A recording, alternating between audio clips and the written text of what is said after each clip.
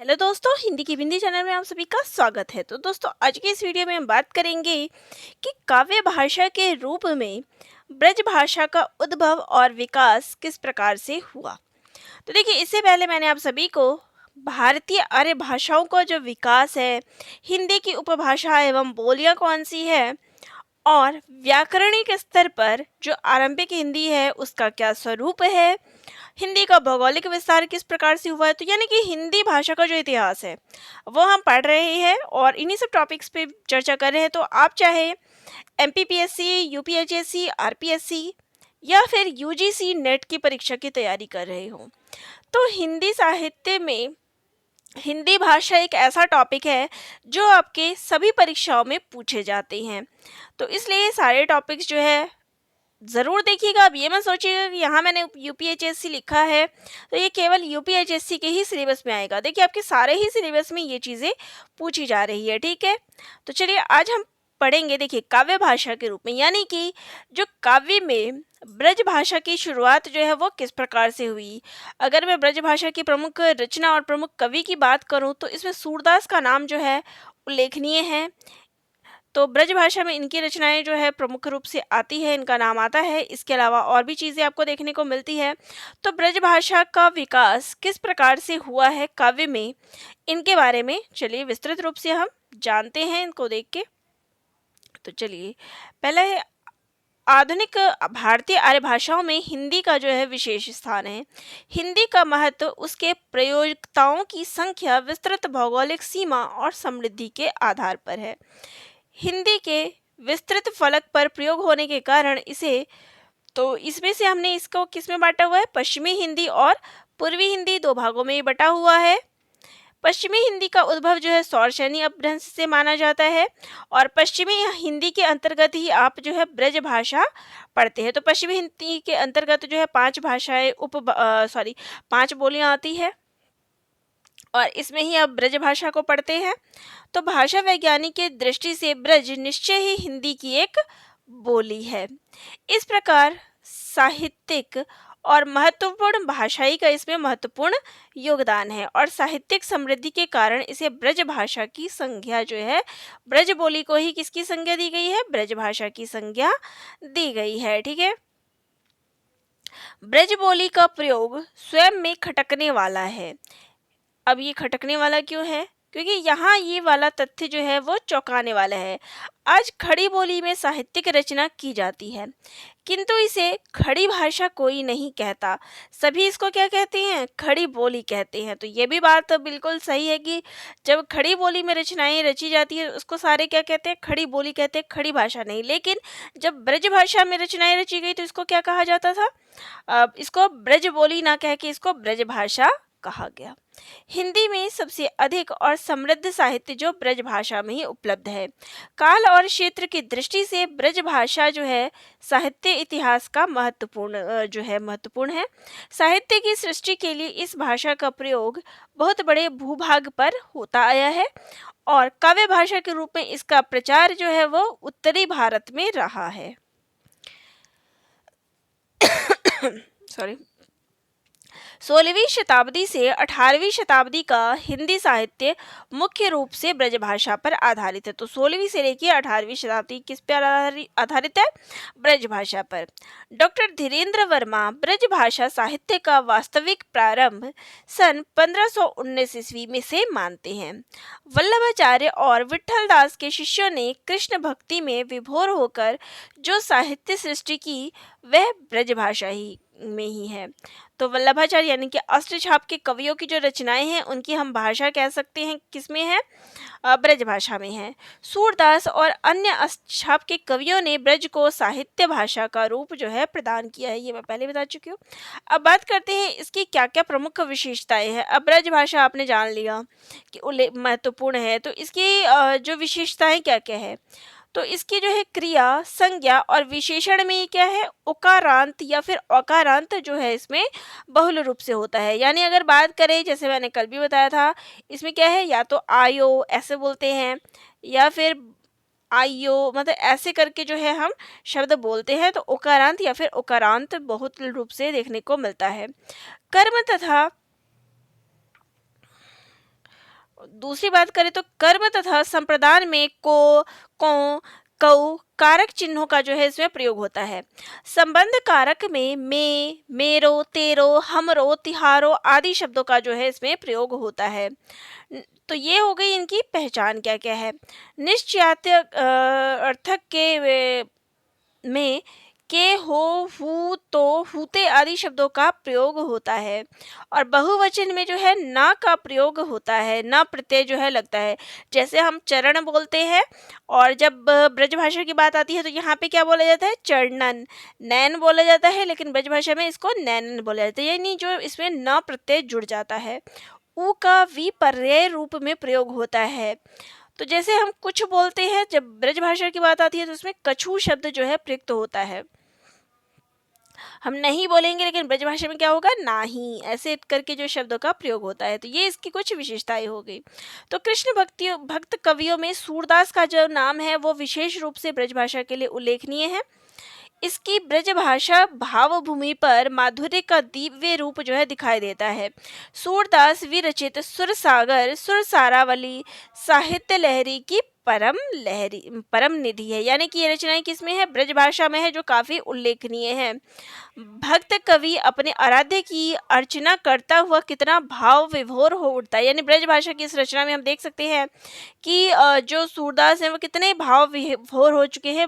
इसमें ये वर्णन है, अवगति कछु कहत न आवे, जयो गूंगे मीठे फल को रस अनंतर गत की भावे, सब विधि आगम विचार ही ताते, सुर सगुन लीला पद गावे। अब आपने यह क्या पढ़ा कि ओकांत जो है ओकारांत, तो यहाँ देख सकते हैं आवे, भावे, गावे इस प्रकार से प्रयुक्त हो रहा है। इसके बाद जो है इसमें और जैसे कछु शब्द हो गया, तो ज्यों बोलते हैं यहाँ पे जयो शब्द प्रयुक्त हो रहा है।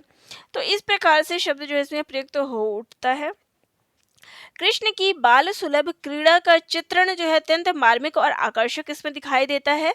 मैया मैं नहीं माखन खायो, भोर भई गैयन के पीछे मधुबन मोही पठायो, चार पहर वंशीवट भट्ट क्यों सांझ परे घर आयो, मैं बालक बहियन को छोटो, छीको के ही विधि पायो। तो कितना मार्मिक दृश्य जो है आपके सामने आ जाता है। जैसे ही ये रचना आप पढ़ते हैं तो इसका लगता है कि ये हमारे सामने ही घटित हो रही हो। तो कुछ इस प्रकार से मार्मिक चित्रण जो है आकर्षक रूप जो हमें देखने को मिलता है। इसी प्रकार से अगर बात करें तो भ्रमर गीत का जो है, भ्रमर गीत भी आपको ब्रजभाषा में मिलेगा, जिसमें उद्धव और गोपी संवाद हृदय और बुद्धि से व्यवहारिक संवाद को प्रस्तुत किया है। और हृदय की विजय के साथ प्रेम के जीवन धार, जहाँ पे आपने पढ़ा हुआ होगा कि भ्रमर गीत, तो इसमें गोपी और उद्धव संवाद है, जहाँ उद्धव जो है निर्गुण की उपासना पर जोर देते हैं और वहीं पे बात करें गोपियों की तो वो सगुण की उपासना और अपने प्रेम के महत्व के बारे में बताते हैं। तो हृदय की यानी उनके प्रेम की जो जीत है इसका वर्णन इसमें किया है। ब्रज भाषा के सहज प्रभाव में गोपियाँ कहती है, उधो मन नाही 10-20, एक हुतो सो गयो, श्याम संग को आराधे ईश।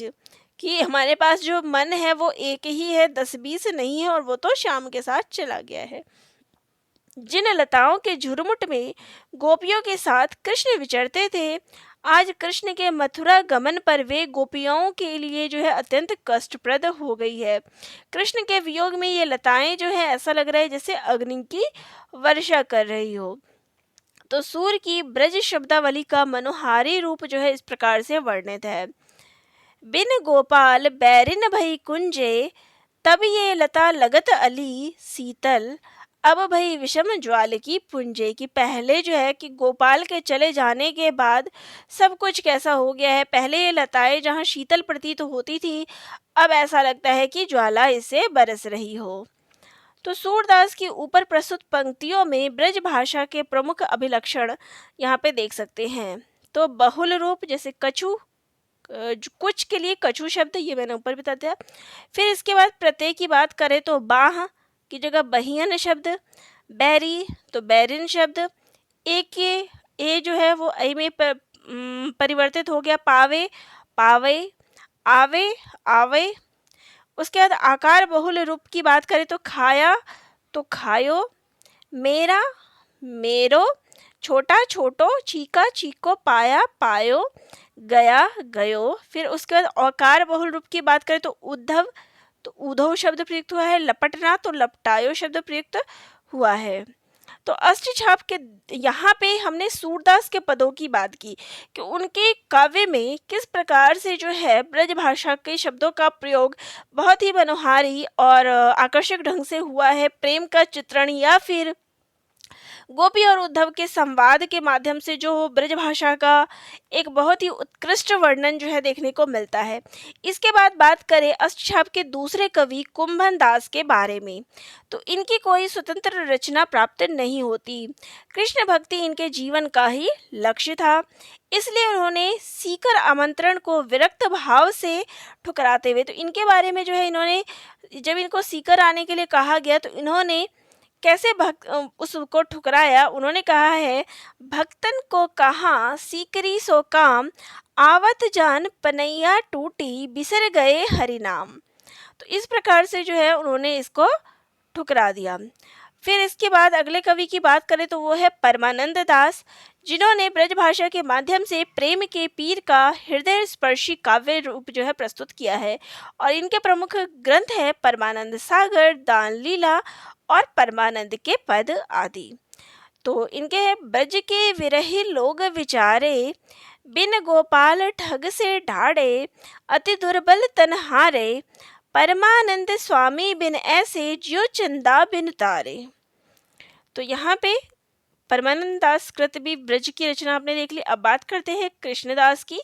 तो ये वल्लभाचार्य के चौथे शिष्य थे। गुजरात प्रांत में जन्मे कवि के आराध्य कृष्ण को अपने सर्वस्व रूप में इन्होंने ग्रहण किया था। उन्होंने सुगम ब्रज भाषा में कृष्ण भक्ति की जो है रचनाएं की। जन्म इनका गुजरात में हुआ, लेकिन इन्होंने रचनाएं जो अपनी कृष्ण भक्ति की ब्रज भाषा में उन्होंने की है। और इसका उदाहरण यहाँ देख सकते हैं, मोह मन गिरधर छवि पर अटक्यो, कृष्णदास किया प्राण निछावर, यह तनज ग सिर पटक्यो। इसके बाद अगर अगले ब्रजभाषी कवि की बात करें तो वो है नंददास। तो इनका नाम तो बहुत ही ब्रजभाषा में लिया जा सकता है और इनकी भक्ति भावना जो है माधुर्य भाव की है। इनकी लेखनी से ब्रजभाषा की सुदामा रचित भंवर गीत, रस मंजरी, रूप मंजरी, मान मंजरी आदि कृतियों की रचनाएं जो है हुई है। ब्रज भाषा में किया गया रोचक कृष्ण गान द्रष्टव्य है। तो इनकी रचनाएं जो है उल्लेखनीय है। यहाँ उसका एक उदाहरण आप देख सकते हैं, जो उनके गुण नाही और गुण भये कहाँ ते, बिना बीज बिना तरु जमे, मोही तुम कहो कहाँ ते।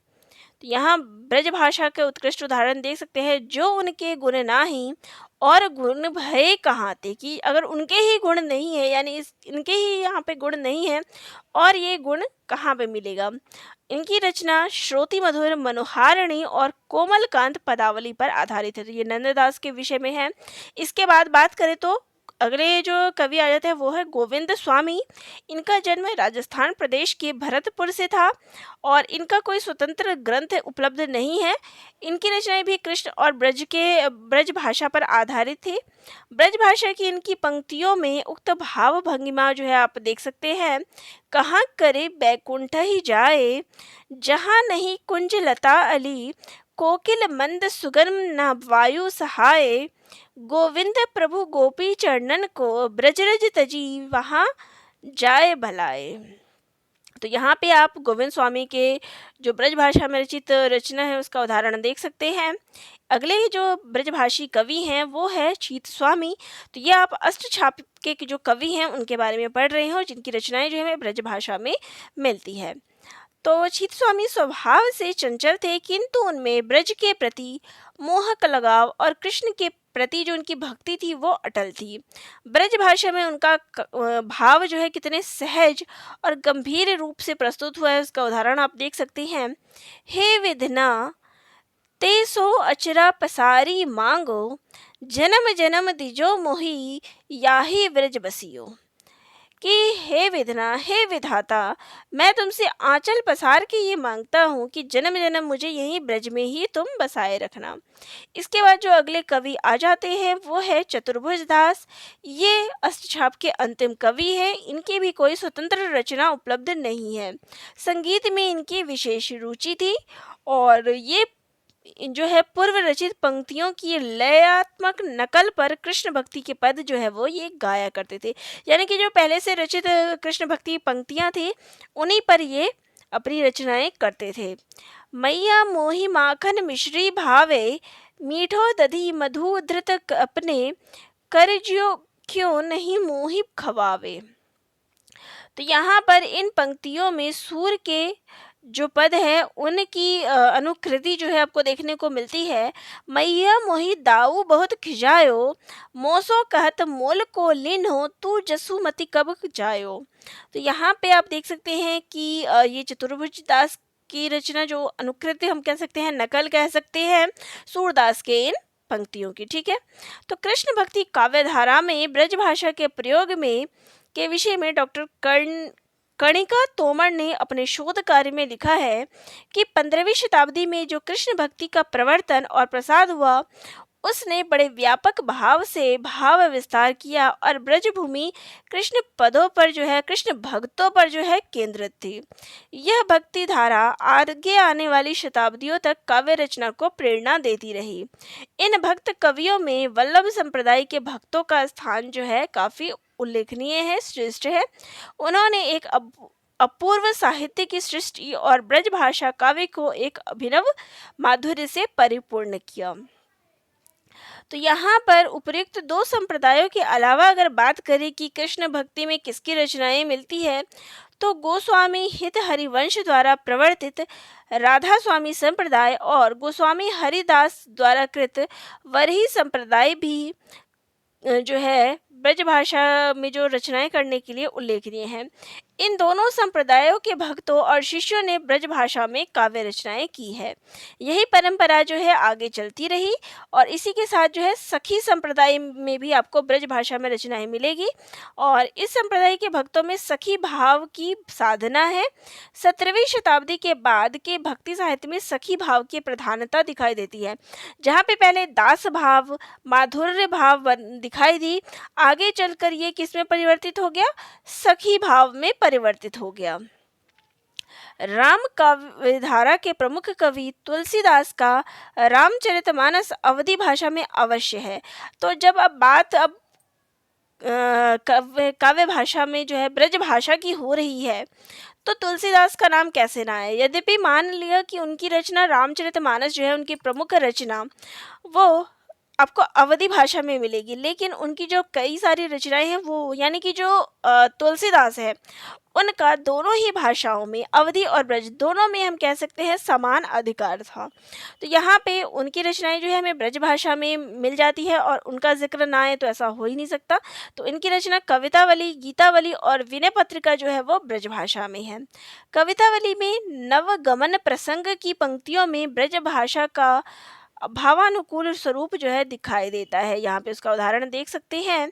शीस जटा पर बाहु विलास, बिलोचन लाल तिरीच सी भोहे, तून सरासन बान धरे, तुलसी बन मारग में सूठी सोहे, सादर बारही बार सुभाए, चित तुम ज्यो त्यों हमरो मन मोहे, पूछती ग्राम बधू, सिय सो कहो सावरे से सिखरावरे को है।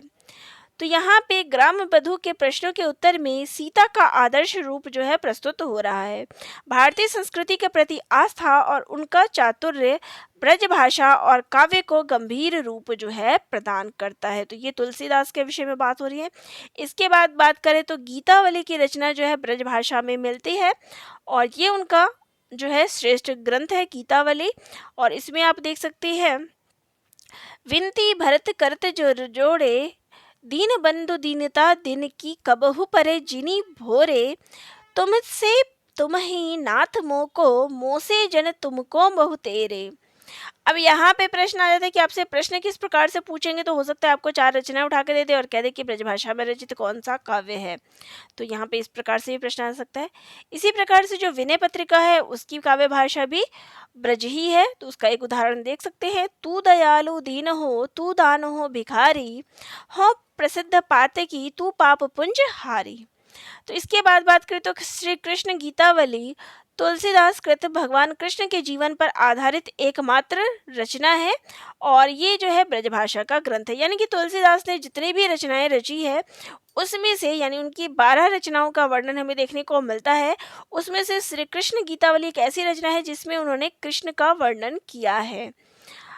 इसमें 61 पद हैं और कहा जाता है कि इस ग्रंथ की रचना तुलसीदास ने तब की जब वे वृंदावन की यात्रा पर गए हुए थे और इसमें उनका माधुर्य गुण जो है देखने को मिलता है। तो कृष्ण पर यशोदा माता का क्रोध देखकर गोपियां जो है निवेदन करती है, खायो के खवायो के बिगारियो ढारियो लरिकारी, ऐसे सुत पे कोह कैसो तेरा हियो है। तो यहाँ पे कह सकते हैं कि तुलसीदास कृत रामचरितमानस जो है अवधि भाषा का अनुपम ग्रंथ है। तो कवितावली, गीतावली, विनय पत्रिका और श्री कृष्ण गीतावली ब्रज भाषा की बहुमूल्य साहित्यिक निधि है। तो रीति काल के कवियों में अगर बात करें तो यहाँ तक तो भक्ति काल के कवि थे जिन्होंने अपनी रचनाएं जो है ब्रज भाषा में की। इसके बाद ऐसा नहीं है कि केवल भक्ति काल में ही ब्रज भाषा में काव्य रचनाएं की गई। इसके अलावा जो है रीति काल में भी ब्रज भाषा में काव्य रचे गए, जिन कवियों के नाम हैं केशव, मतीराम, घनानंद, रसखान, सेनापति और पद्माकर। तो इनकी काव्य रचनाएं भी हमें ब्रज भाषा में मिल जाती है। रीतिकालीन ब्रज भाषा के काव्य में श्रृंगार की प्रचुरता अवश्य है, किंतु इसमें यानी इसमें श्रृंगारिकता का वर्णन तो मिलता है, लेकिन इसके साथ ही जो आपको भक्ति, नीति, वैराग्य, ज्योतिष और अलौकिक प्रेम आदि विषयों का भी वर्णन देखने को मिलता है। तो यहाँ पे कह सकते हैं कि 17वीं शताब्दी के उत्तरार्ध से इन प्रवृत्तियों की जो गतिशीलता है वो दिखाई देती है। इस काल के कवियों ने संस्कृत ग्रंथों के आधार पर जो है लक्षण ग्रंथों की रचना की। उनकी लेखनी से रचित नायिका भेद की अनेक कृतियां जो है प्रकाश में आई है और इन कवियों ने यत्र तत्र राधा कृष्ण का नाम लिया है, किंतु श्रृंगारिकता का जो रंग है वो इससे ज़्यादा गहरा देखने को मिलता है। इसके बाद बात करें कि केशवदास की, तो रीतिकालीन ब्रज भाषा के ये पहले और चर्चित कवि है। केशव संस्कृत के चर्चित विद्वान थे और इन्होंने जो है छंदों का अद्भुत प्रयोग जो है किया है और इनके जो है रस और अलंकार की जो विवेचना है वो बहुत ही उल्लेखनीय है। इनका रावण अंगद जो संवाद है वो आप देख सकते हैं, जिसमें उन्होंने भुजंग प्रयास छनद का प्रयोग ब्रज भाषा को लयात्मक रूप प्रदान करने के लिए दिया है। तो यहाँ पे इसका एक उदाहरण दिया गया है। फिर इसके बाद देखिए केशवदास ने ब्रज भाषा काव्य की अपनी एक विशेषता है और उन्होंने छोटे छोटे जो है भावात्मक गंभीरता रूप दिए हैं। कौन के सुत, ये सारे जो है आपके अंगद के पाँव के उदाहरण हैं। जो ये रावण और अंगद संवाद जो है उसका ये उदाहरण जो है देख सकते हैं। इसके बाद जो अगले कवि आ जाते हैं रीतिकालीन, वो है बिहारी और इनकी रचनाओं में हमें दोहे की भाषा और भाव गंभीरता की महत्ता जो है दिखाई देती है। सतसैया के दोहरे ज्योत नावक के तीर। बिहारी ने ब्रज भाषा में रचित सतसई के, तो बिहारी का एकमात्र दोहा जो है बिहारी सतसई जो है देखने को आपको मिलता है और इसमें उन्होंने ब्रज भाषा में रचना की है। उनका उदाहरण देख सकते हैं, मेरी भव बाधा हरो राधा रागरी नागरी सोय, जा तन की झाई पड़े श्यामु हरित दुति होय। तो यहाँ पे जो है इसका प्रथम दोहा ही इसमें आधारित है। तो बिहारी ने ब्रज भाषा के दोहे में मन की एकाग्रता और सफलता और प्रसन्नता निहित होने की आकर्षक रूप जो है यहाँ पे किया है कि या अनुरागी चित्त की गति समझे नहीं कोई, ज्यो ज्यो बूढ़े श्याम रंग त्यों त्यों उज्जवल होई। इसी प्रकार से जो है बाह्य आडंबर से बचने के लिए कवि ने कबीर की तरह निर्भय होकर, तो यहाँ पे बिहारी के ही काव्य का उदाहरण जो है देखने को मिलता है।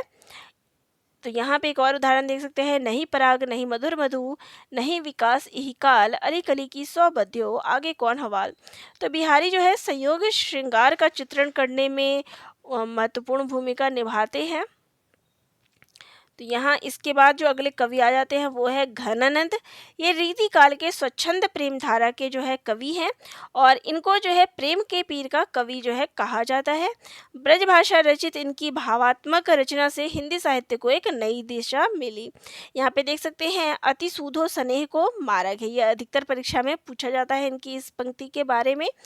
और इसके बाद बात करें तो ये ब्रज भाषा का और इनकी पंक्तियों में क्या क्या मिलता है, तो ब्रज भाषा का उकार उकार औकार अनुनासिकता बहुल रूप से और से कारक जो है इनके काव्य में दिखाई देता है। इसके बाद जो अगले कवि हैं वो है भूषण। ये रीति काल के ऐसे ब्रजभाषी कवि हैं जिनकी कविता में जिजीविषा को आकर्षक अभिव्यक्ति मिली है। भूषण ने शिवाजी को हिंदुत्व रक्षक रूप में प्रतिष्ठित किया है। तो यहाँ पे भूषण ग्रंथावली जो है इनका उदाहरण देख सकते हैं ब्रजभाषा में। इसमें उन्होंने शिवाजी का जो प्रस्तुत किया है। कवि के मन में अपने धर्म के प्रति प्रगाढ़ प्रेम और धर्म विरोधियों के प्रति गंभीर प्रतिक्रिया का वेग है। शिवाजी के लिए चुने हुए अनगिनत उपमान इस प्रकार के प्रमाण हैं। इंद्र जिमी जंभ पर, वाड़म स्वंब पर, रावण सदम्ब पर रघुकुल राज है। तो ये भी एक उदाहरण आप याद रख लीजिएगा इनका। जब परीक्षा होगी तो एक एक उदाहरण जरूर हर एक कवियों का या कवियों के नाम जो है ब्रजभाषा में कौन कौन से कवि हैं और उनकी रचनाएं कौन कौन सी है ये देख लीजिएगा। फिर अगले कवि हैं रस खान। ये कृष्ण भक्त कवि हैं। इन्होंने सवैया छंद में जो है ब्रजभाषा में अपनी अनुपम रचना प्रदान की है। या लकुटी अरु कामरिया पर राज तिहु पुर की तजडारो। और कृष्ण दर्शन की जो है इनकी अभिलाषा है वो इसका उदाहरण देख सकते हैं। अगले कवि हैं इनके ठाकुर। तो इनके जीवन आदर्श को प्रस्तुत कर इन्होंने जो है जन जन को प्रेरित करने वाली रचनाएं जो है रची है। मैं यहाँ पे ज़्यादा विस्तार पूर्वक नहीं पढ़ रही हूँ। इसके बाद जो है यहाँ तक बात आ जाती है रीतिकालीन में जो काव्य भाषा रची गई। इसके बाद जो है आ जाता है आधुनिक हिंदी। तो आधुनिक हिंदी में भारतेंदु हरिश्चंद्र का नाम जो है उल्लेखनीय आ जाता है। तो इन्होंने जो है ब्रजभाषा को नया रूप प्रदान किया है। ब्रजभाषा साहित्य के अनेक फुटकर निबंध जो है और काव्य जो है इन्होंने रचे हैं। भारतेंदु हरिश्चंद्र ने ब्रजभाषा काव्य को नई भास्वरता और भाव संविदा प्रदान की और इनकी रचनाओं में जो है राष्ट्रीय भावना और कृष्ण भक्त कवियों की भावना जो है हमें दिखाई देती है। सखिए नैना बहुत बुरे तब ते भये पराए, हरि सो जब ते जाए जुरे। तो यहाँ पे आप उदाहरण देख सकते हैं भारतेंदु हरिश्चंद्र कृत। फिर इनकी रचना में बहुप्रचलित सरल शब्दों का, पहले क्या था थोड़े मुश्किल शब्द होते थे लेकिन धीरे धीरे जो है सरल शब्दों का प्रयोग होने लगे। तो भारतेंदु हरिश्चंद्र की रचनाओं में सरल शब्दों का प्रयोग होता था। इनकी भाषा बोधगम्य और सरल है। भारतेंदु हरिश्चंद्र ने ब्रज को काव्य भाषा के रूप में ग्रहण किया तो खड़ी बोली को गद्य भाषा के रूप में अपनाया है। भारतेंदु की राष्ट्रीयता और उनका हिंदी प्रेम प्रशंसनीय है। तो इसका उदाहरण देख सकते हैं निज भाषा उन्नति अहे सब उन्नति की मूल। फिर अगले कवि आ जाते हैं जगन्नाथ दास रत्नाकर। इनकी समय में क्या था कि खड़ी बोली का प्रयोग जो है वो तीव्रता से देखने को मिलता है, लेकिन इन्होंने जो है अपनी काव्य रचनाएं ब्रजभाषा में की है। रत्नाकर का ब्रजभाषा प्रेम ही उन्हें इसमें काव्य रचना के लिए प्रेरित करता है। इस तरह खड़ी बोली काव्य भाषा का उपयोगी स्थान ले चुकी थी। तो धीरे धीरे जो है खड़ी बोली ने स्थान ले लिया, लेकिन रत्नाकर की भाषा में हमें ब्रज भाषा का प्रयोग जो है देखने को मिलता है। तो ब्रज भाषा जो है संस्कृत निष्ठ होकर समास बहुला बन गई इनके काव्य में, रत्नाकर के काव्य में। तो इनकी रचना कौन सी है, गंगावतरण, जिसको आप ब्रज भाषा में के उदाहरण के रूप में लिख सकते हैं। अगले कवि हैं बाबू गुलाब राय। इन्होंने आधुनिक काल में ब्रज भाषा के प्रयोग संदर्भ में अपना विचार, तो इन्होंने अपनी पुस्तक हिंदी साहित्य का सुबोध इतिहास में ब्रज भाषा के रूप में कहा है, काव्य के विषय में परिवर्तन के लिए द्वार तो खुला किंतु काव्य की भाषा वही ब्रज भाषा रही, क्योंकि ब्रज भाषा ने साहित्य में ऐसा स्थान प्राप्त कर लिया था जो उसको काव्य भाषा के पद से च्युत करना कठिन था। रीति काल के आदर्श नायक नायिका राधा कृष्ण ही थे। इस नाते से रीति काल में ब्रज भाषा का ही प्राधान्य रहा। ब्रज भाषा प्रांतीय भाषा न रही, वरन साहित्य की व्यापक भाषा हो गई थी। इस काल तक तो ब्रज भाषा का ही साम्राज्य रहा, किंतु इसके पश्चात जो है लोगों ने अपनी रुचि के अनुसार अलग अलग क्षेत्र चुन लिए।